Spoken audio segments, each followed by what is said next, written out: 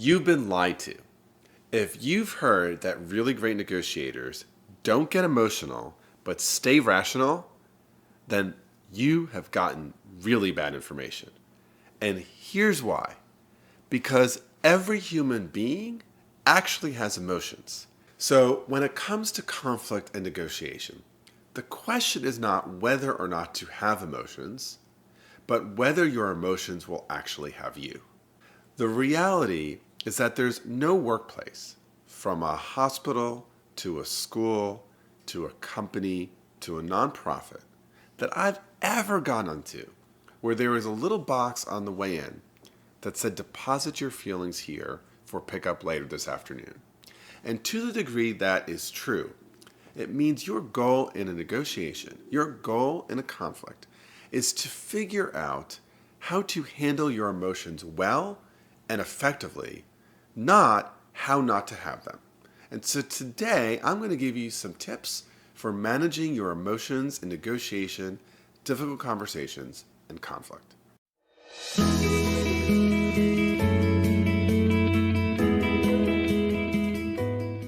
I'm Bob Bordone. I'm a senior fellow at Harvard Law School. I'm the founder and former director of Harvard Law School's Negotiation and Mediation Clinical Program, and I'm the founder and principal of the Cambridge Negotiation Institute. First thing I want to say, which will strike some of you as an insight and some of you as obvious, but it's this.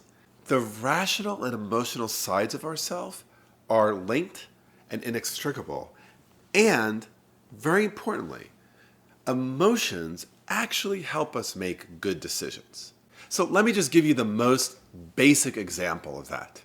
You are walking down the street and you see some people coming at you with a bat. You feel fear and panic. And what do? Run the other way probably, or duck into an alley. Guess what's helping you make that very good decision? Their emotions, the emotions of panic and fear. So seeing or reframing the way we think about our feelings, seeing them as a tool that can actually help us make some good decisions is really important, because just like that happens on the street in a negotiation, when we're feeling different feelings, it's telling us, it's giving us some information. And the question is, how are we going to use that?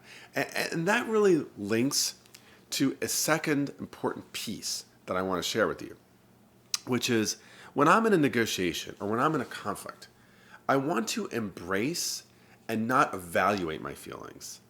And I want to embrace the full range of those feelings. So I want to invite you to do something right now, and maybe you could actually put some of this into the comment section. I want you to think about some time in a conflict when you had a very strong and powerful feeling. You don't need to put the time in, but I want you to think about the feeling. Maybe it was anger or frustration or rage. Now, thinking about that same exact time, write down 3 other feelings you were feeling at the same time. So my guess is that many of you started out with some very loud feeling, a feeling like anger or frustration or rage, like the ones I said. And my guess is that for many of you, the 3 other feelings might be things like shame, vulnerability, sadness, confusion, loss. The reason why I'm asking you to do this is because most of us actually have a fair amount of emotional complexity. And becoming fully aware of the full range of our emotions is the first step we have to helping us make a wise decision at the negotiation table.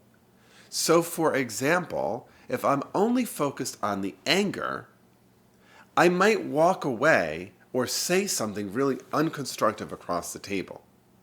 If I'm also feeling a sense of alienation, loss, and concern, and I've walked away, now I'm in a worse spot than before. But if I'm aware of the fact that I feel angry and also alienated, concerned, and lost, that's actually useful information. And what we know, and this leads to the next step, is that when you name emotions to yourself, it actually helps reduce the amount of time this automatic reaction, right, the emotional reaction that comes from the amygdala. It reduces the amount of time the amygdala in our brain is controlling our reaction and moves us back to the frontal lobe, which is the more rational side. And that then empowers me to actually consider directly sharing with the other side, not just the anger, but the full range of emotion. And that actually helps us make better decisions in difficult conversations, in conflict, and in negotiation. If I say to you, when you did that, it made me really angry, that's probably a pretty skillful way of sharing an emotion, but it's not fully complete. If I say to you, when you did that, it made me feel angry, lost, concerned, and alienated, unless you're a total jerk, I've probably drawn you in a little bit. I've probably actually helped advance a more productive conversation and a more productive negotiation. Now, I want to be clear here because I've skipped a little bit of a step. I think this work of understanding your full range of feelings is really important. I don't think you always need to share that set of feelings. I think you need to actually assess whether and when it makes sense to do so. So embedded in that is some more advice for you, because part of the advice is actually at times feelings are the heart of the matter. Maybe we're fighting about the annual fee my company is going to pay to yours, but actually the real concern is I feel angry, alienated, worried, and concerned about the way you've been treating me in this business relationship. And that is getting translated as a fight about how much I'm going to pay you. If we want this working relationship to continue over time, getting the right dollar amount is never going to solve the fact that I feel alienated, angry, and concerned. The only way we will solve that is if we talk about that. Now, if my main reason for sharing the feelings is to vent, is to make you feel bad, is to extract a concession, those are not good reasons to share feelings. So the work of thinking of the full range of feelings, actually naming them to ourselves so that we can move our decision making from the amygdala to the frontal lobe, then helps us assess whether it makes sense to share the feelings.